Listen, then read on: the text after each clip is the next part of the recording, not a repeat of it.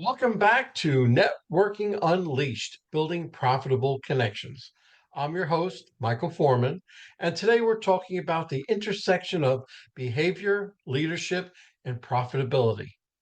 My guest is a trusted voice when it comes to helping business leaders make a powerful shift from managing people to motivating performance. She dives into how we show up, our tone, our energy, and our consistency. This directly impacts the relationships we build and results we drive. So, whether you're leading a team, running a business, or just trying to navigate leadership without burning out, this conversation will show you how powerful your presence truly is. We're unpacking why the most profitable leaders aren't always the loudest. They're the ones who connect with purpose, lead with clarity, and build trust that lasts. So if you're ready to lead in a way to energize your team, strengthen your network, and boost your bottom line, let's dive in. I'd like to welcome to the podcast today Debbie Longo, which I just found out she's a New York native. But I would like you to introduce yourself, Debbie, and tell us a little bit about your background. Yeah, so thank you very much for having me on the show. I appreciate it. And my name is Debbie Longo. I'm an executive behavioral coach. I've been in this business for over 25 years.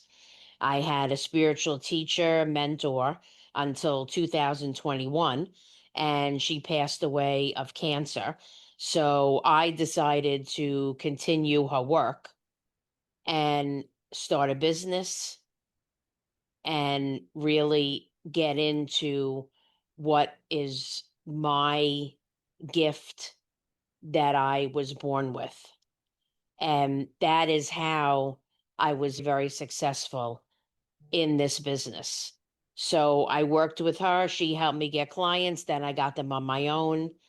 I also have a graduate degree in criminology, criminal justice, some psychology background. So I decided, and it's a little bit of a story with the pandemic, COVID. The companies were going out of business and they were going bankrupt. And they said, oh, it was because of COVID and the economy. And to tell you the truth, the way that I teach it, that's not why. That's not the reason. And if I teach something or I work with a client and let's say I complete the process, I complete their goal and they get to their goal, I complete everything that they want to do, all their needs are met, then for them, outside forces doesn't matter. So they could be hit with anything, with a recession, anything, and they will still be successful. And the other companies will say, what happened? We're not doing good. How are you doing so good? And then they will know when that happens. So it's a little bit of a different way than most coaches do it, the way that they perform and they make their plan and everything. So I take a very different take on it. And there's a lot of back end stuff that I do also that really helps the client. It really depends on what the client is and what their needs are, but that's very brief of my background. Wow, that's great. It sounds very intuitive, but it sounds like every business needs what you're offering. So I can't wait to get into my questions. You focus on how behavior impacts profitability. How does that show up in the way leaders connect and build relationships internally and externally? That really is going to depend on what the relationship is and how it's formed. There is a line between a boss and an employee, but a boss a lot of times is very ego oriented and they give orders and they need to follow. what the job duties are, what their role is, what the employee's role is. So they need to be a little bit more of an authority figure, right? Like it could be even like a mentor or something. But the thing with that is if they build too much of something, either too much ego, too much negativity, too much of giving orders, right? Dominance, okay? Then that relationship will almost always fail. So I want to do it as a business owner, as a boss. I want to be able to do all of those things in a positive way because that's my job, right? Is to enforce what their job duties are, to make sure everybody is doing the right thing, to make sure that they're doing everything that the company asks for because that is the way that the company operates, right? There's no other, you can't just, employee can't just make their own job duties or what they want to say and do every day that they go to work. So that's really a boss's job. So if I take it as a positive way, okay, if I approach what the employee needs to do, just as an example, okay, they go to work every day. I need to tell them maybe their job duties are different every day. They might not be the same. Something might come up and they might need to do something different, right? So I need to tell them, but I need to talk and express these things in a positive way, not in an authority way where it's very negative, kind of like a military ish kind of thing, right? That's not being a positive influence. Now, it could be if I'm not doing it overreacting, something like that. That's the thing, because when a boss does too much of it, right? Or they say, this has to be the way, right? Where it's like a demands kind of thing. Then that's not going to turn into a positive way. Then the employee's going to get upset. And the employee's probably not going to say anything. And then they're going to start to get resentments. And then you have a whole ball of wax now is starting to build, right? That snowball is small and then it gets bigger and bigger. From what I'm hearing, you're really taking the boss management style and creating a leadership role with that boss. Because one of my talks, I tell the difference between boss and leader and what's the difference. And really, you don't, as a business owner, I really don't want any bosses under me.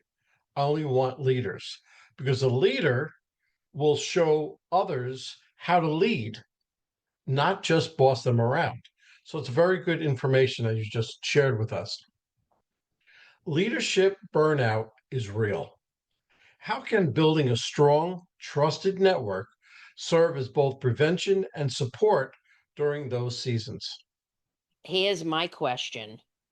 How many leaders, if there is a CEO or an owner of a company, how many leaders do you have under you? Are you just saying, oh, I just want to hire one assistant manager and just to save money, right? Because I just want to save money. That's just the way that it is. The company doesn't need to. Let's say the company is doing good, right? So they're going to hire one assistant manager and the boss is not going to care. And then it's going to start to get busy because there's seasons. Probably in every single job, there are times there might not be seasons as far as what we consider, but in every job, every company, there's highs and lows, there's peak times, right? So the manager, the CEO might not care and he's going to work and work, right?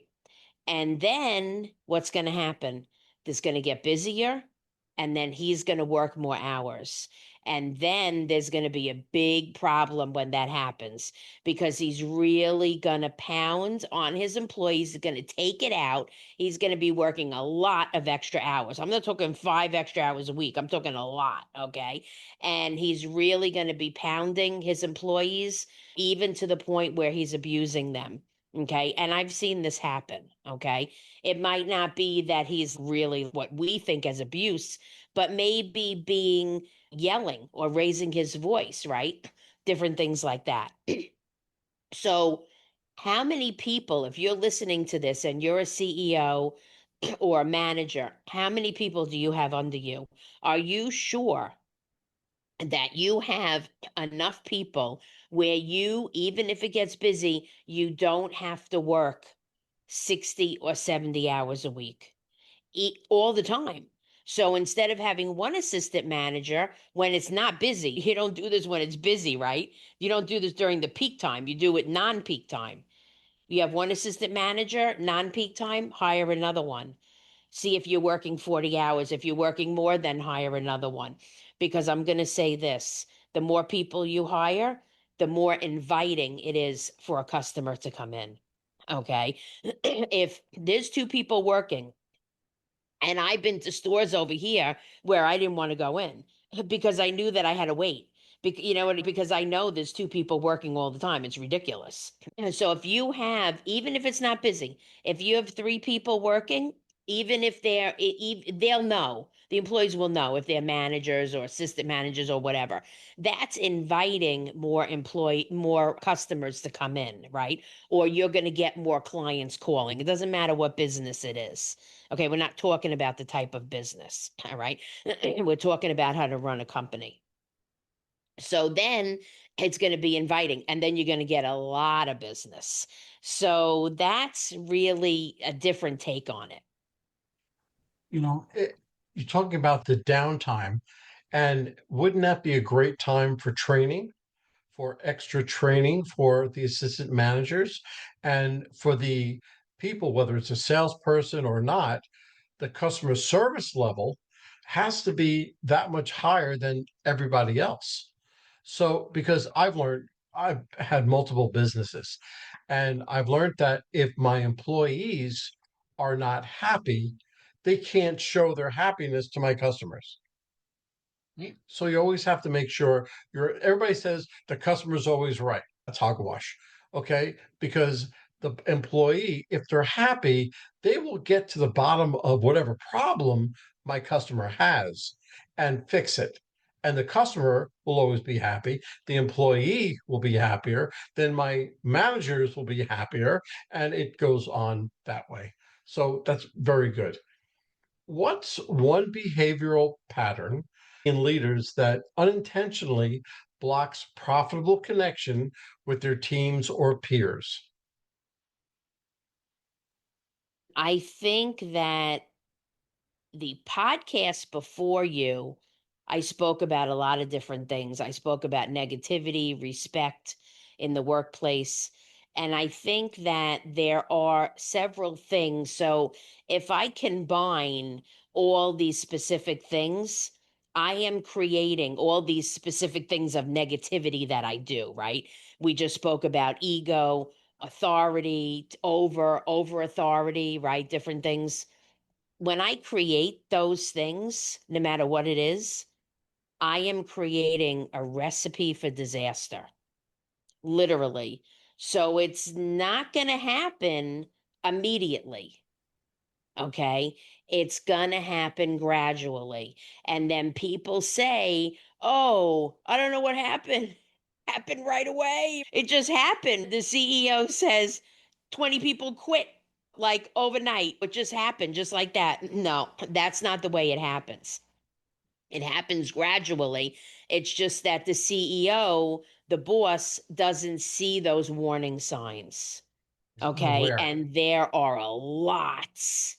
There are a lot of warning signs. Okay. Not just a few. And they're most of the time staring me right in the face.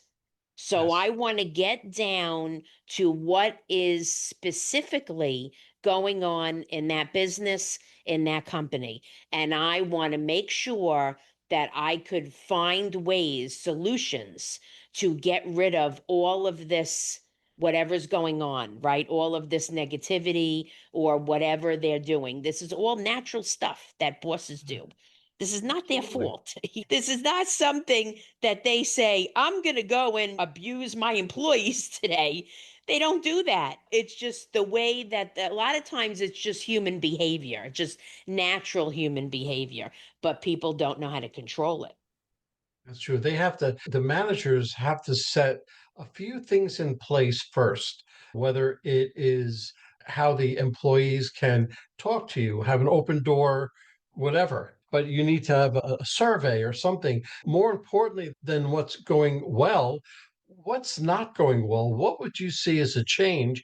And what would you suggest for those changes? So all of that gives the employees that much more feeling of something. I like this job, and oh, he took my idea and he ran with it.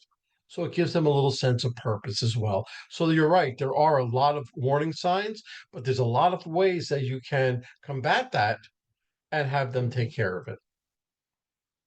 You talk about shifting from managing people to motivating performance. How does that shift affect the way we network inside of our organizations? So, again, there are a lot of things here. And not only do we invite the customer, okay, because of the way that we set up our company, our corporation, but we always want to be fair to the employees because the client or the customer knows how they treat their employees.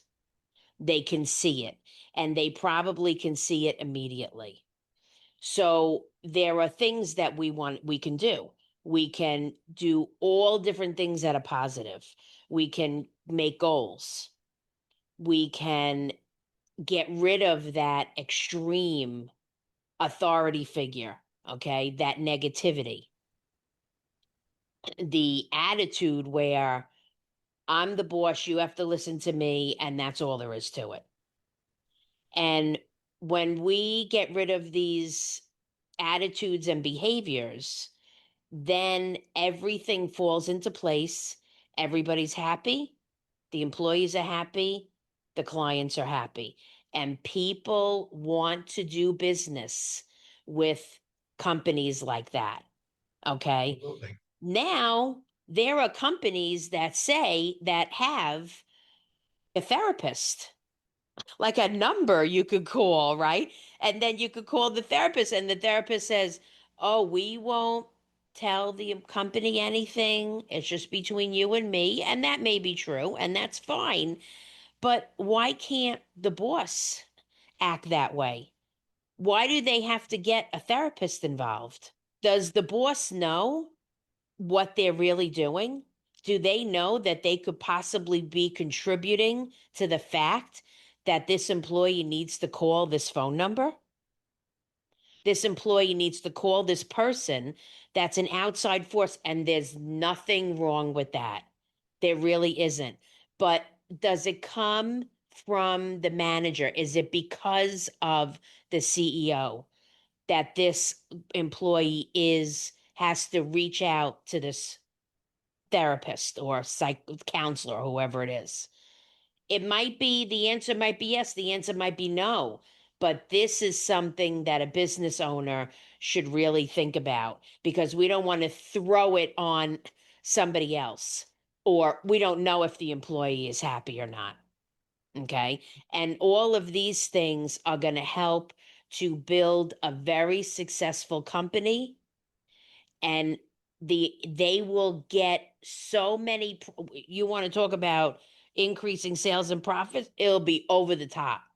The CEO will not believe it. It's going to the moon. Absolutely. Absolutely. It's again, that goes back to my have a happy employee that can talk to the person, your supervisor, whomever, can just walk in and say, "Look, I've got a problem," or "What do you think about this?" I always, whatever business, I had that open door policy with my employees. And I said, "Look, I don't mind you bringing me things that are wrong, but don't come to me with something that's wrong without an idea of how to fix it." So put a little onus on them as well. Okay, so In your experience, what's the difference between a leader who builds loyal teams, and one who just gets compliance? How does communication style factor in?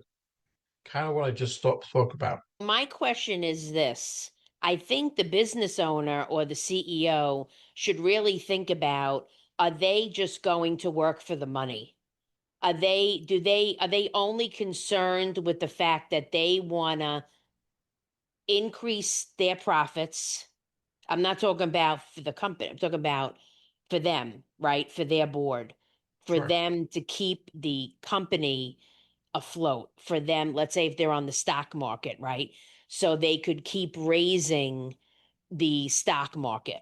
Okay. Are they only concerned with money? However, you want to phrase it, there's a million ways to phrase that.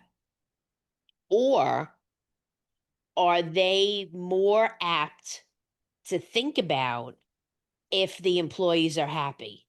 So when they go to work every day, do they think immediately, as soon as they get to work, do they think, how am I going to make my money today for myself?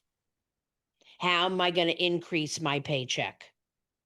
How am I going to make the board members happy? Or do they think, which employee do I need to help today? Which employee was a little upset last yesterday when I left? And maybe something happened, or maybe I was unsure, right? So I didn't want to say anything. I had to go home and think about it. Okay. What can I do today to make my employees happier than they were the day before? All right. Now, which way do I want to go? Which one does the CEO think, okay, that they are going to be more successful? Which direction? Do they want to live on greed and power? It's one kind of works with the other. If you want to see why your employee is unhappy and you can make them happy, wouldn't that in turn make them a better employee, better with your customers, and give you a boost in your paycheck? So you're handling both by handling the one thing. So instead of just looking at the whole picture and saying, how can I make more money? You can just see how your employees are doing, help them through their problems. That in itself will build your profits. That's right. What does role what role does emotional intelligence play in building profitable building relationships, especially at the leadership level? So let's think about what emotional intelligence would be. Would that be like, I have a high, I got a high GPA when I graduated? Okay. I don't think that's what it is.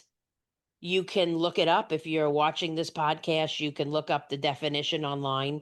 There's a lot of definitions will come up, and you could look up which one appeals to you or refers to you the best.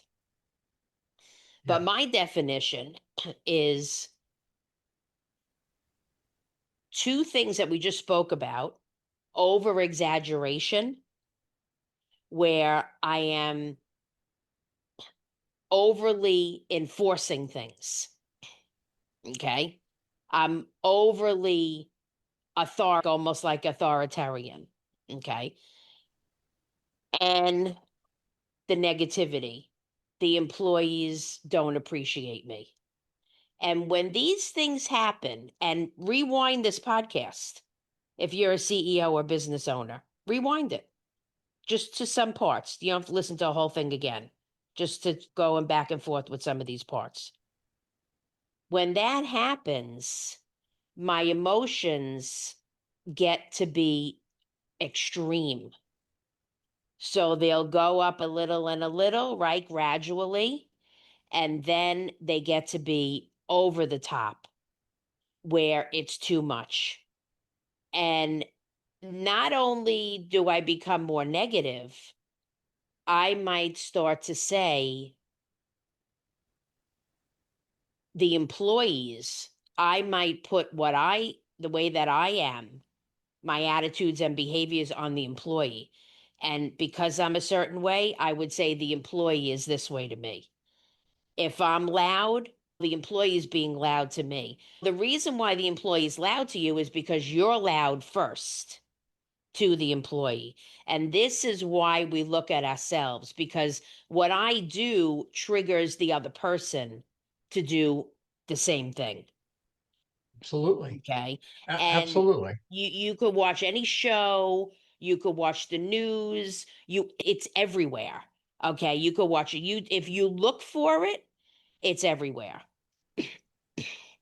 Absolutely. Absolutely. And you really only get what you give, right? So if you're giving that calm and consensual, and it's an overall feeling of calmness, and let's talk about this respectfully.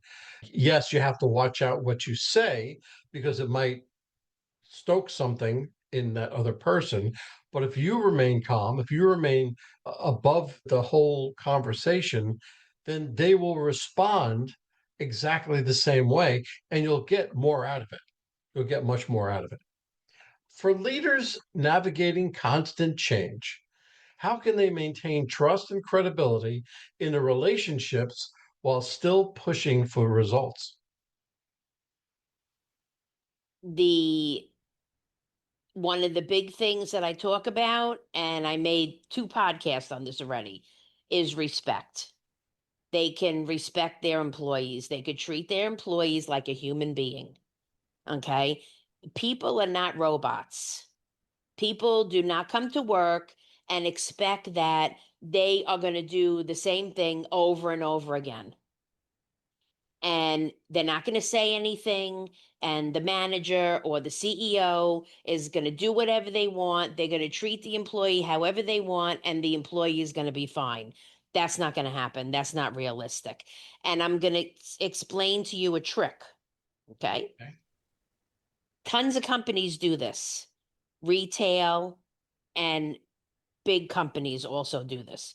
What they do is they rotate the job duties. So every time, almost every time, the employee comes to work, the manager will say, I have this job for you today. Okay. So they're trained on a few different things. So then they say every day they'll have a different job for them, or they'll have different forms to work on. Okay. It's not the same exact thing. It's not like a robotic way, right? It's not the same exact job over and over. And when they do that, that not only helps the employee, but the employee, because the employee is doing something different every day, right?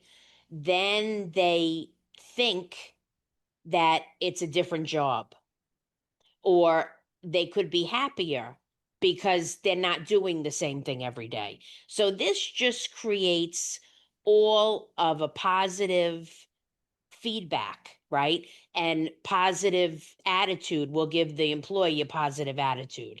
And this is very easy to train an employee. It's not that difficult, okay? You could even train on something and then you could say, let's show you this and let's show you this, and just add a few things onto the training. Because if it's a big company, each job duty might take a lot of training.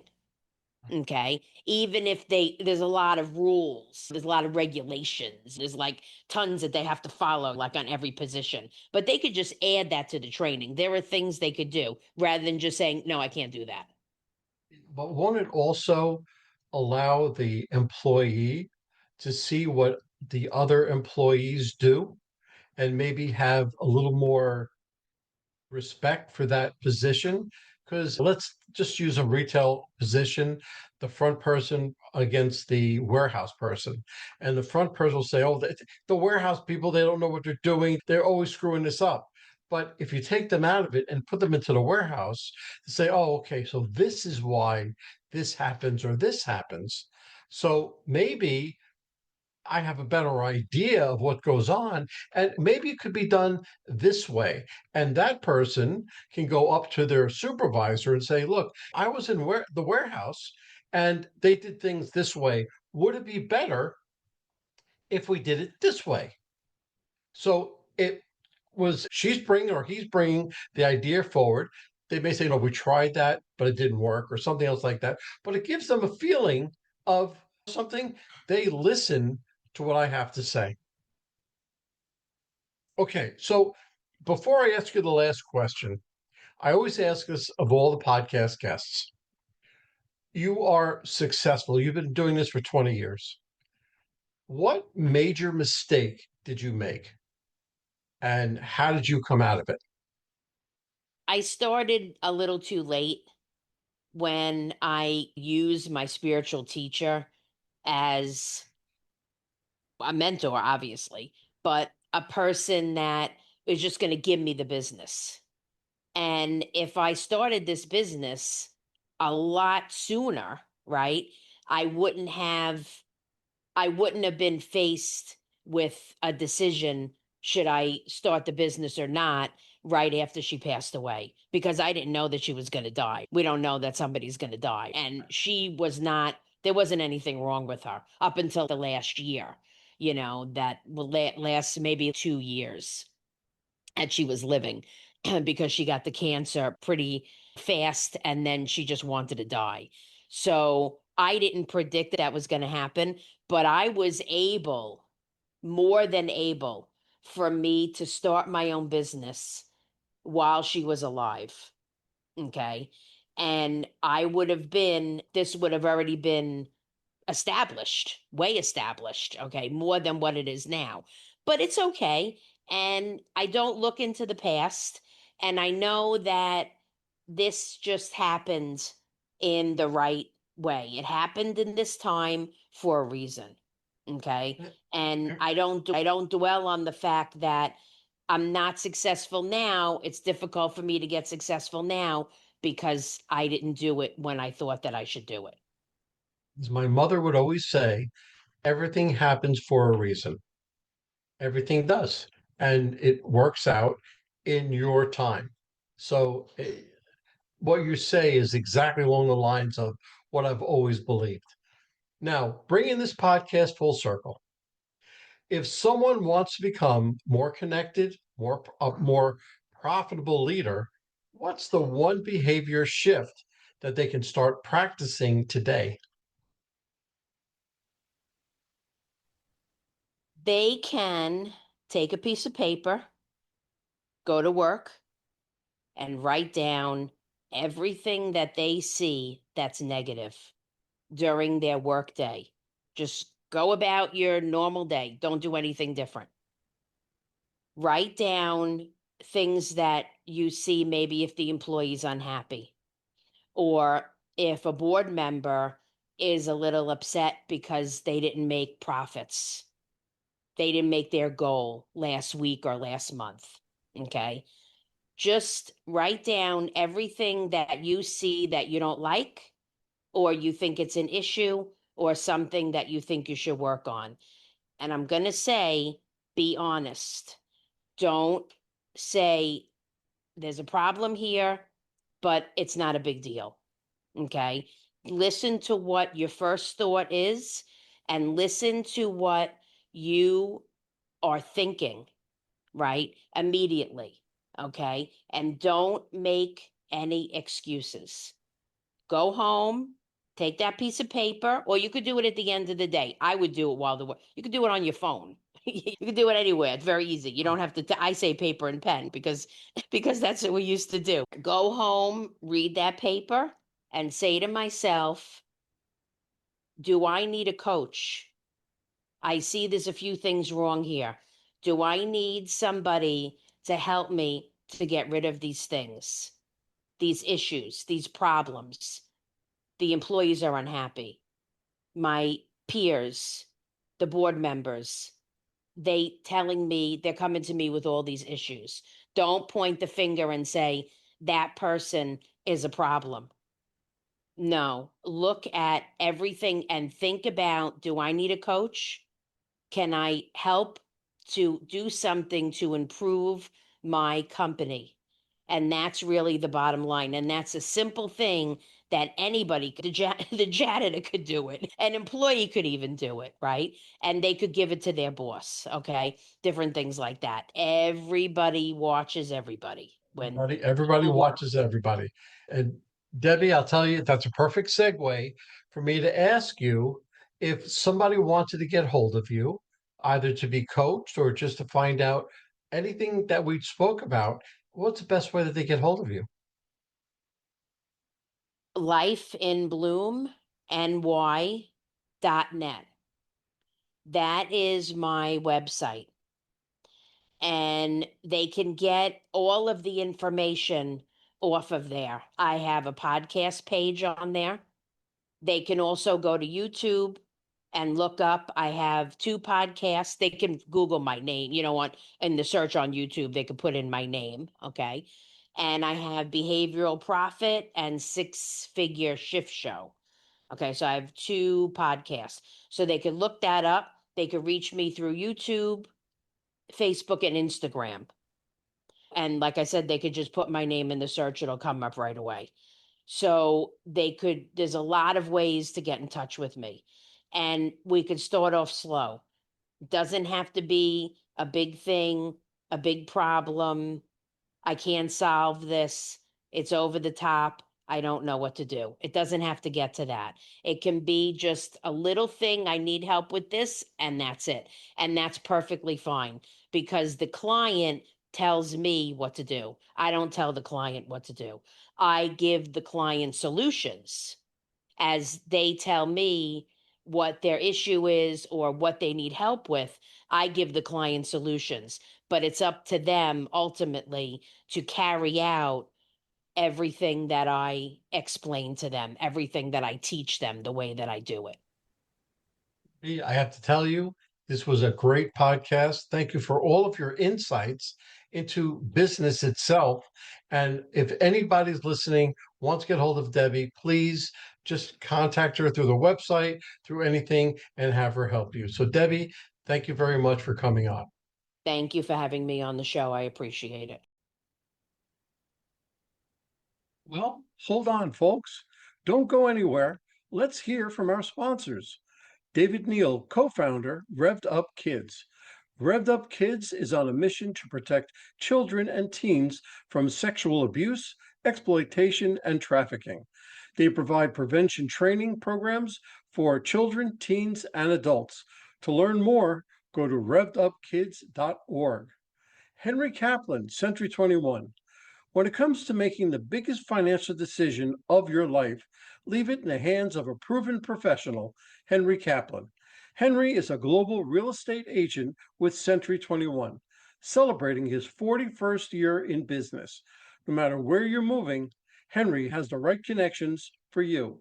You can contact Henry at 561 427 4888. A huge thank you to our guest for sharing such incredible insights today. And of course, a big shout out to you, our amazing listeners, for tuning in and spending your time with us. If you're interested in my digital courses, being coached, or having me come and talk to your company, just go to Michael and fill out the request form. Remember, networking isn't about being perfect, it's about being present. So take what you've learned today, get out there, and make some meaningful connections. If you've enjoyed this episode, please don't forget to subscribe, leave us a review, and share it with someone who could use a little networking inspiration.